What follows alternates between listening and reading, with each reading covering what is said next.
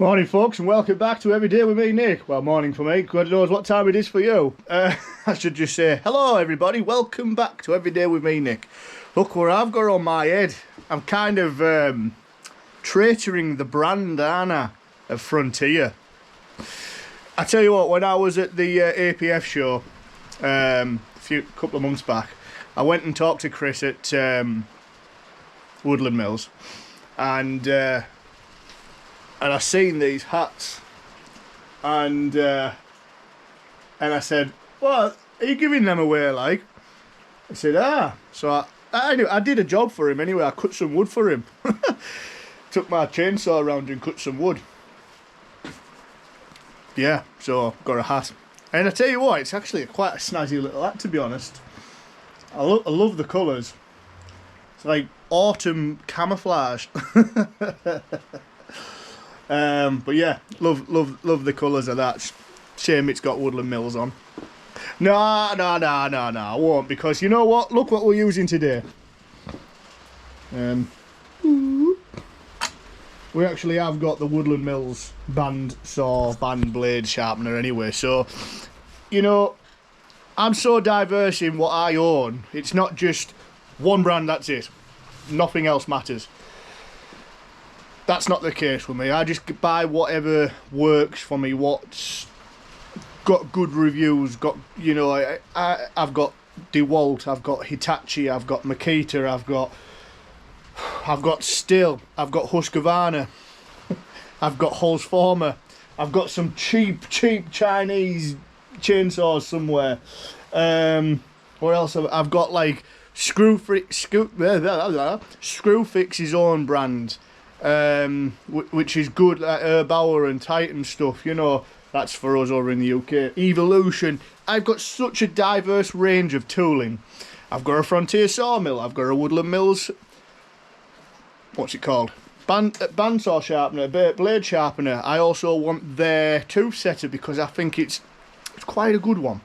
I'm just saving some pennies up because I did save some pennies up, but then I spent it on that tractor. On that Kubota. So I am going to buy one. So yeah, I am going to get the tooth setter from Woodland Mills. So if Woodland Mills are seeing this, I'll show your product off. I've even got your on my hat. I've already bought your blade sharpener. So I was watching a video the other day, and I did mean to write the man's name down, and I'm silly that I didn't. I've subscribed to him though, so that does mean something. When I find it out, I'll try and put it in the video or something. But what he was doing was he was using electrolysis to clean his blades, and I thought that's fantastic because I've got, obviously, the blades have been used. Now, they have got some surface rust on them.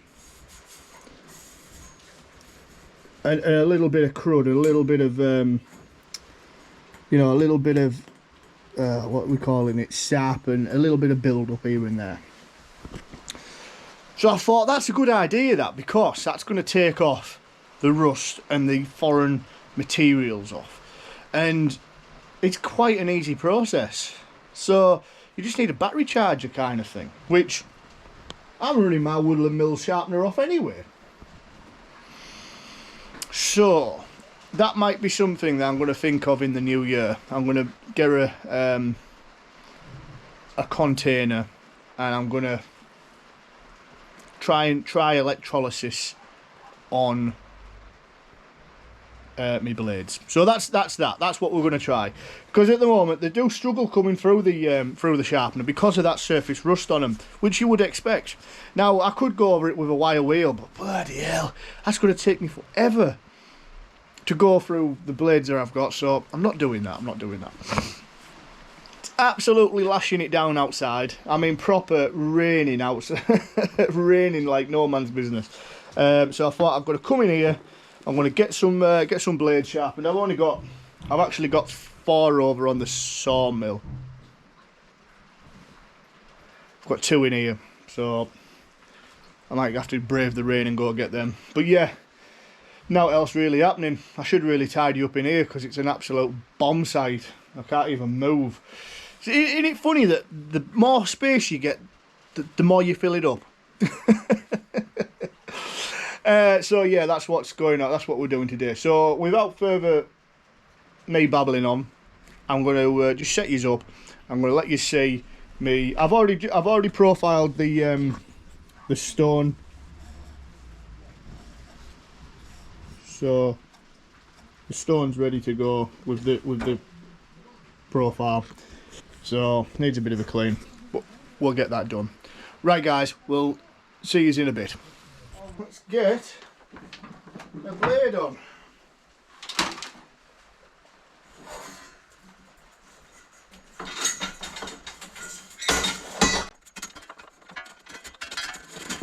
Right.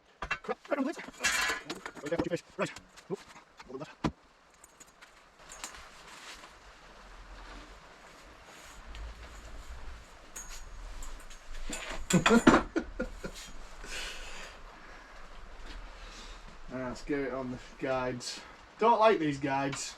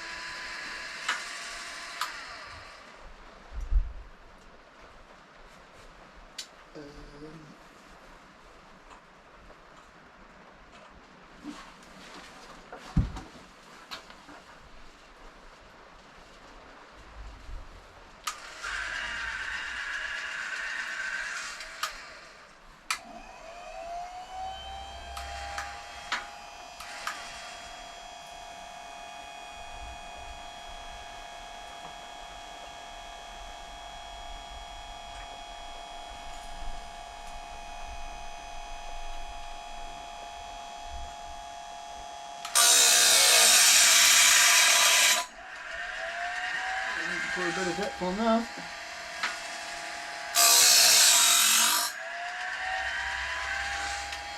Take a bit of depth off.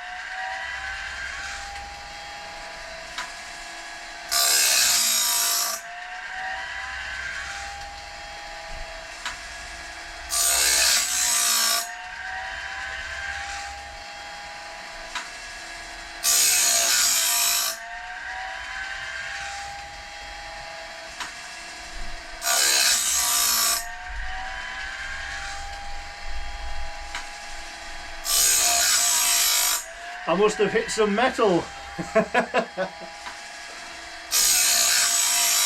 Because I've got a few teeth that are burned here. Can you see how cold it is? It's actually got really cold. And that's inside my shed.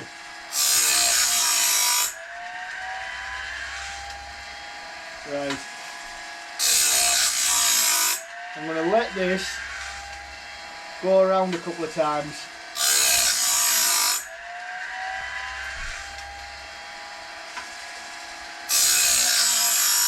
No wonder this poor blade wasn't cutting very well.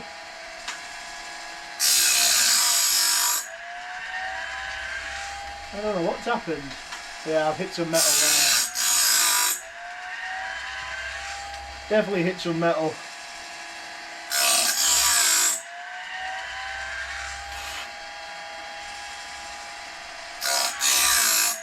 Oh dear. Oh well.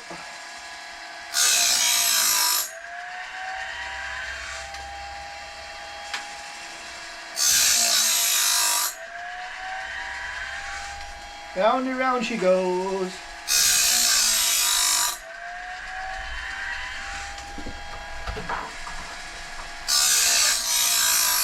Right, we'll have a tidy up though.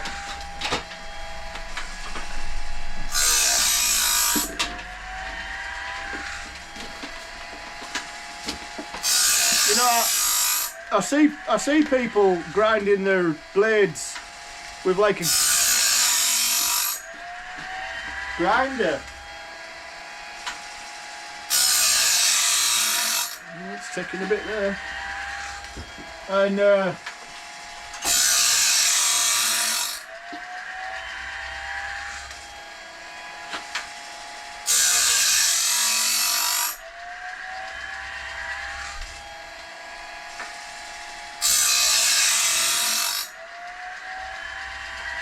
don't know why this is, sometimes you need to adjust it. Woo. So far through.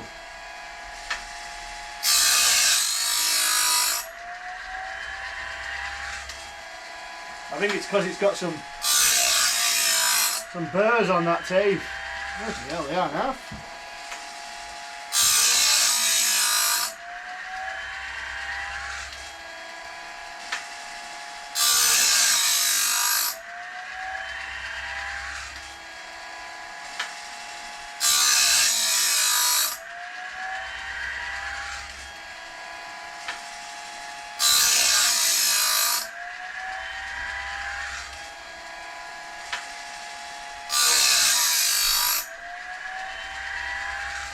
Anyway, let's get that going on.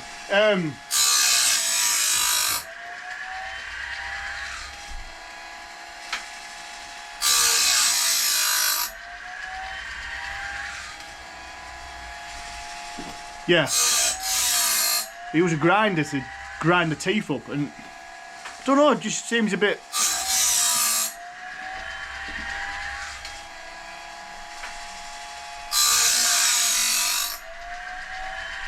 naughty. And we'll let that go around at that.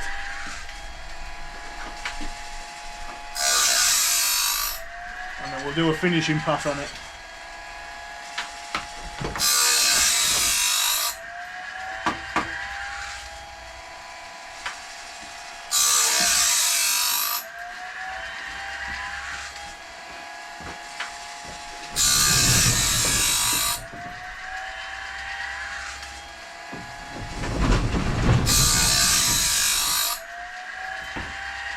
Right, so what have we got?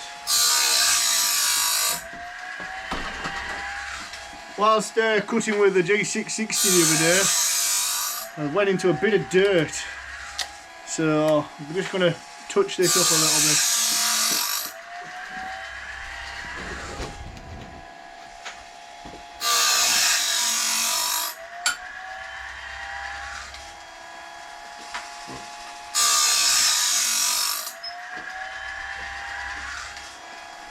And file size are we going for? 3/8.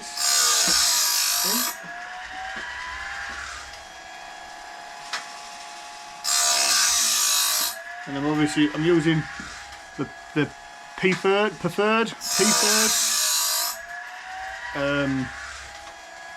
2-in-1s.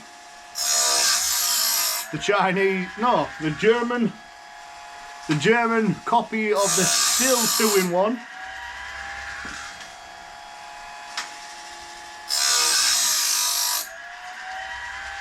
think I'm taking a bit too much off here, but...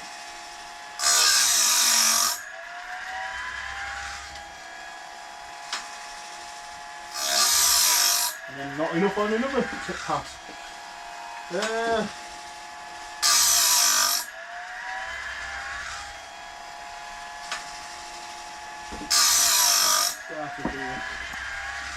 feel like that angle is not the same.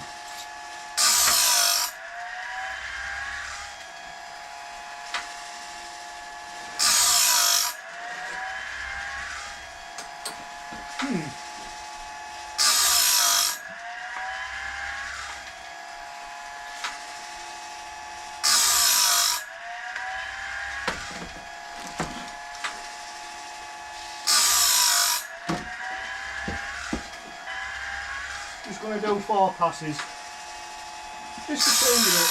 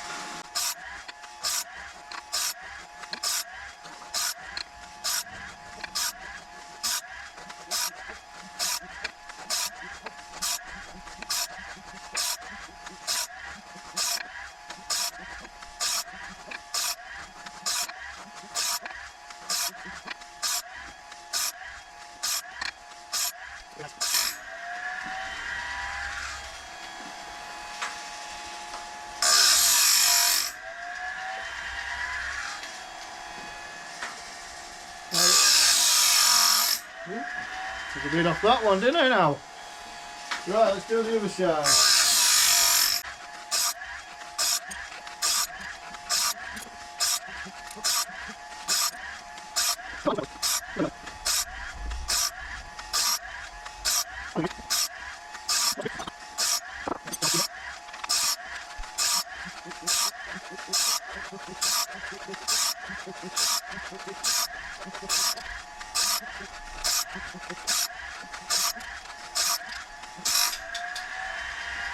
Lovely. So there we go.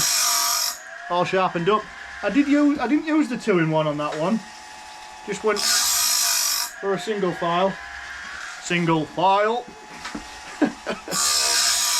Hand filed, and I was using the 7/32 or 5.5mm Oregon brand. I do like. What are they? I do like the files that are, I can't remember what they were now. Hold on guys, we're just coming to the weld on this.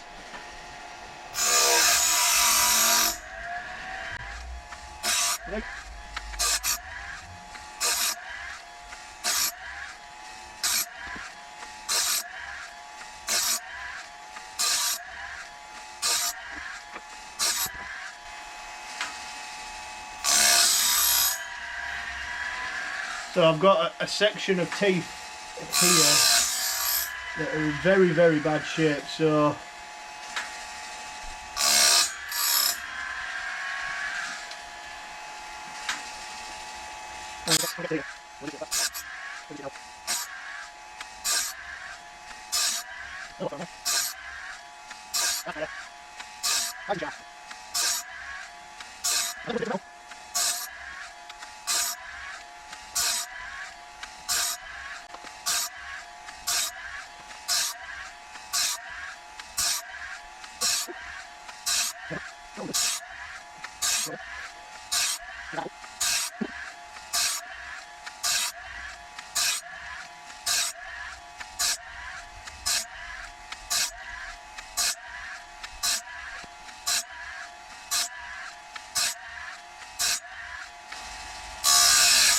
just about at the end of it now. This last one, I think. Yeah, I'll do this one and then we're done.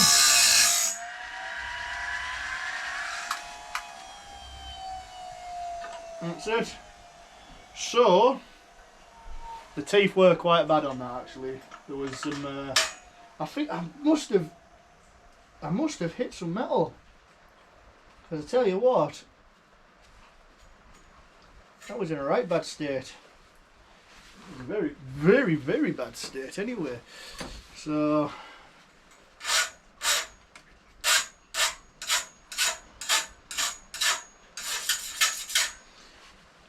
yeah,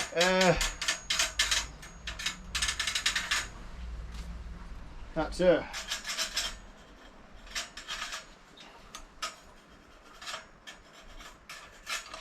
Right, let's get that one off.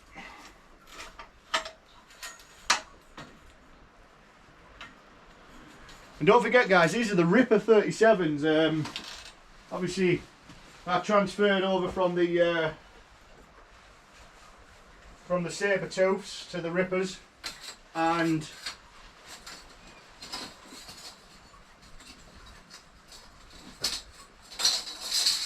I noticed a immediate improvement in the blades, in the cut. So that's worth knowing if you're in the market for blades.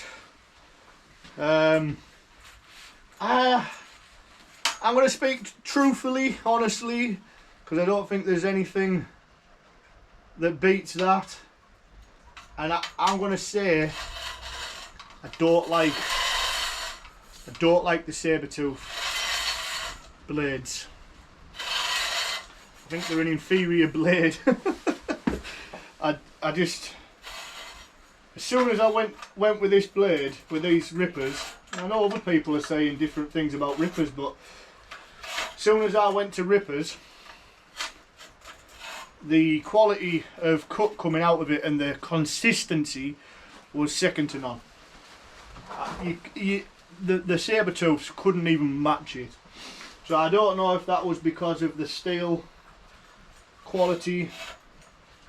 I don't know, but I tell you that they could do with being over here. Like spreading this more of it oval. Or could there be more out that way? I can't go that way, that's as far as they go. Anyway, but yeah, they're much better anyway, much better. So I have found though that they do take a little bit of the sharpening's a little bit, I don't know, their sharpening process must be, well, I know it is anyway because I've seen the videos, but it's a lot better than mine. But yeah, they use a wet grind, but unfortunately I haven't got the money for a wet grind process, and we'll just have to go dry. But I never recommend going in dry, by the way, guys. Right then, let's get her going.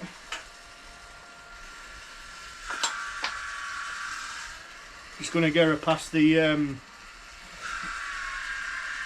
weld.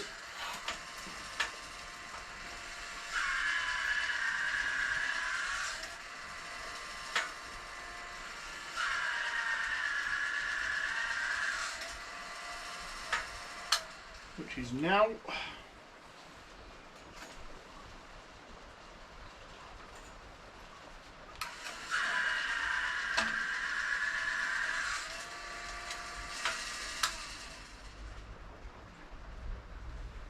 That's about on it.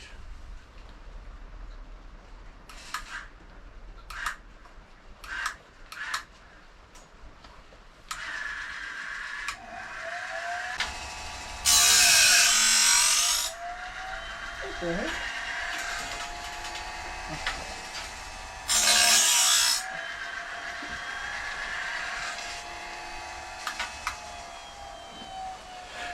This is why I don't like this sharpener sometimes. It's the metal is shit. Look at where it's bloody thing. Bloody. We'll have to get something better made up for this.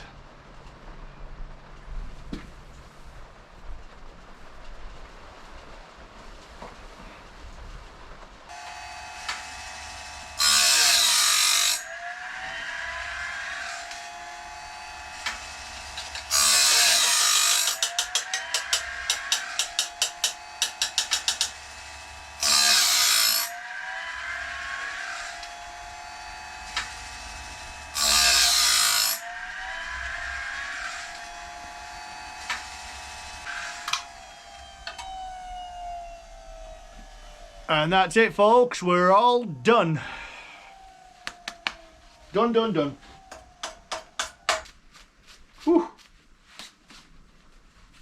Yeah, that was a bit of a chore, that one. That one, well, for one, I'll show, well, I don't know if you can see.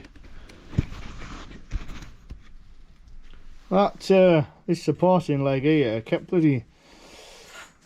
I don't like it. We need something else better in that.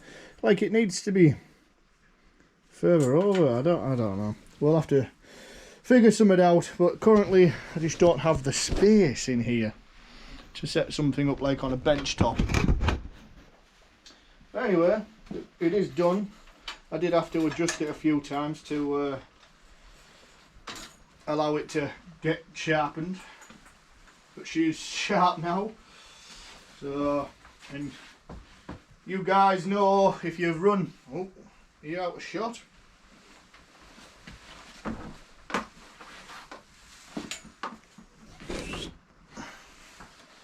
You guys know if you have blades yourself, I think the best method is to get them coiled up and get them coiled up like this.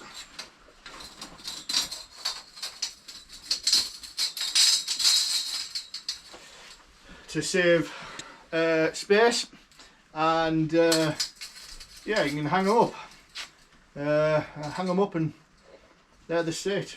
So I've got what I've got in here. What I've got here is some wire off some armoured cable. Some I don't know why I've got it, but I've got it. And all I do for extra security, safety and security, although my safety and security, well, my safety is not that good. I just get a strand of wire, give it a couple of turns around there like that, and that just stops that from opening up if something happens, and that will hang like that. I've got a lot of these wires over on the sawmill that I keep forgetting to bring over, but I've got a bunch of them here anyway. So there's one. And like I say, again, we'll just pick a strand of wire. Without them all falling on the floor. And just where the blades are, where they're all closest together, just pass the wire in between the teeth and just get it wrapped around a few times, just like so, and that will keep them blades together, which is ideal, because there's no worse than one of these springing open. So that's that. Turn that off. Disconnect it. Oh.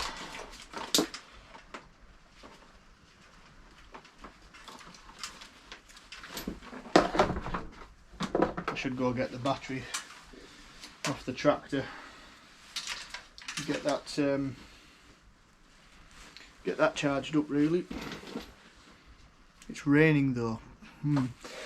So yeah, as we were on the Holzfforma G660, we've got that sharpened up now. Sorry, I wasn't really including you in the shots. I was very poor camera skills. However, we put a file in a wooden handle, which just makes the whole job so much nicer to do than stabbing the tang into your hand. But yeah, this was a brand new file and it cut really nice. So now them teeth are back razor sharp. I am using a chisel, full chisel profile chain. Full chisel, yeah, full chisel. Which, as if you don't know what that means, the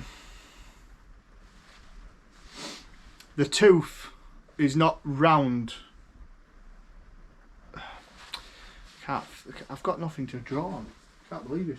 The tooth is not round. If you look at the sectional profile of it, it's square, which is like a chisel point, like that, like if you imagine. But whereas semi chisel, what's the other one? Full chisel, semi, and whatever else, wherever the other one is like rounded, and that rounded profile is a lot more forgiving when you're into some like gritty wood and the like. So that's worth bearing in mind depending on what you want to cut. The full chisel will blunten quicker, you know, it'll dull the chain quicker, but you do get a hell of a cut, like, you know, it will shot chips out, not eating chips or crisp chips, but it'll eject wood chips out of your saw. So that's worth bearing in mind. This chain was brand new. I've only took four passes through with the file, so I'm not going to bother with the rakers on this one. Maybe he's on the next sharp, and I might just knock them down a little bit, just to get some grunt down in there. But you know, the more you take your rakers down, the more you sometimes battle with the saw, because it's taking too much out, so you sometimes end up bogging out.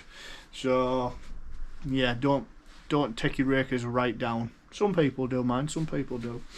But yeah, I need to find another bolt again for this log dog. I swear it's going to be the end of my life, that log dog. It keeps coming out. The bolt keeps coming out. I think what I'm going to do is when I do eventually do a bit of maintenance on this, which will be after I've cut that firewood up and whatnot, I'm going to sort of like fix it in there with like liquid metal and bond it in there. So like put a nut and bolt in there, and then put some like putty in, you know, arrowdite sort of steel, you know, some sort of liquid steel in there, and let it fix. And I've had Loctite on it. It come out. It's very poor. I do only have the one log dog on this one. It's just on this side. I didn't bother running the one on the other side. A bit overkill, really. I mean, it does work. It does help, but it's a bit overkill for me. I don't really need that. So yeah, that's it. We're done. One more thing. I never leave home without my Leatherman. This is a Leatherman Surge that I've got. I bought it in 2019, I think it was. And the other day, I was working on that Kubota tractor, and I needed to pry. It wasn't a hard pry, shall I say, but I wanted to prize something out. So I used the big, thick screwdriver, like, you know, flat-headed that they've got, which is also, you know, kindly noted as a bit of a light-duty pry bar. And it snapped. It snapped. It snapped right inside there, right inside the joint on the pivot. So I got online, got the warranty returns form. I went to the post office. I put it in a bag. Obviously I filled the form, printed the form out, filled the form in, just what it was, my name and address, what the problem was, blah blah blah. Put it in a bag, sent it to Whitby and Co, I think it's called, over in the UK, over in the lakes there, Kendal, which isn't too far away from me, and sent it off, obviously thinking that would just, it's a bit loose, isn't it? That would get done, just get replaced. No. I got it back 2 days later. 3 days later, because it was over the weekend. I got it back 3 days later. I opened the package up and I was like, huh, this isn't my knife. How do you know, you ask? Because I've put my own pocket clip on, so that was in the bag separate. So obviously it come just like that, right? And I knew it wasn't my knife because it was glimmering. It was absolutely shiny, and I could see like bits of blobs of grease, you know, like where they've greased up the areas that move. So I was like, huh? I pulled a few of the things out. The saw being one of them, very sharp, not been used. The serrated blade that's on it, absolutely razor sharp. The knife, razor sharp. I looked on the inside because on each Leatherman they have the month and year of manufacture on the inside of the scale, like underside there, March 22. They've only gone and sent me a brand new knife back under warranty, brand new. Guys, I was a Gerber man for a long time until their warranty completely fobbed me off on a multi-tool that I have. I still have it broken in the drawer. They still haven't done anything about it. So I went to Leatherman, and let me tell you, I ain't going back to Gerber. Not even if they bring out a better product. Not even if it looks nicer. I'm sticking with Leatherman. All I did was put that in the post, sent it to them. They didn't even email me saying, oh, we're going to do this, we're going to do that. They just sent me a brand new Leatherman Surge, like for like, in the post. What are they, 160, 170 pounds? Anyway, and also what I'd done, I think, because they must have known, because these cutters that are inside, they're replaceable, and I bought the black ones just because I thought, well, I've got a black pocket clip, I want the black cutters, and they must have known that I've obviously replaced them, so maybe it's out of goodwill they've sent me a brand new one. I feel a little bit sour at that though, because I've had to pay out for them cutters. I didn't, you know, do it under warranty, but I don't know. So now I feel like I'm partially out of pocket, but I'm not out of pocket because I've just got a brand new one. But no, Leatherman, guys, don't. I mean, other guys might have had good warranty repairs or whatever with Gerber, but this has been far better than Gerber's response. They didn't even contact me. They just seen it, acknowledged it, warranty repair, new one in the post. Leatherman. So thank you very much, Leatherman. Right, so I think we're going to wrap this video up. It's got I've left the video run for it's just over an hour, so it's going to be a hell of an editing job this now. Let's wrap up. I've obviously sharpened some blades on the Woodland Mills blade sharpener. Woodland Mills, if you're watching this, please rectify these arms where what holds the blade. It's very flimsy. They bloody bend over. I don't know how many times I've tightened them up. You know, if it had two nut and bolts in there, it would stop it from moving, you know, falling over. Maybe that's an option for you. You know, these arms here that hold the blade out there. Yeah, very poor. But the sharpener itself, from, you know, the Grindlux 4000, very futuristic, may I add. Hell of a machine, like, you know, sharpens up lovely. So I've no doubt the wood misers would be much nicer. Never had out to do with the Norwood ones. I wouldn't have minded seeing the Norwood ones, but there was none there when we went to the APF show by Global Machinery Solutions, I think they're now called. So it would have been nice to see. Also, they're a tooth setter. I would have brought some some blades down. That'd have been all right. But yeah, what are we on now? So yeah, we've done that. We've just sharpened up the Holzfforma G660. That's ready to get put back to work. Yeah. Woodland Mills bandsaw sharpener. So I'm babbling, I'm done. Right guys, take it easy. See you on the next video. Who knows what that might be? Who knows? Ciao for now.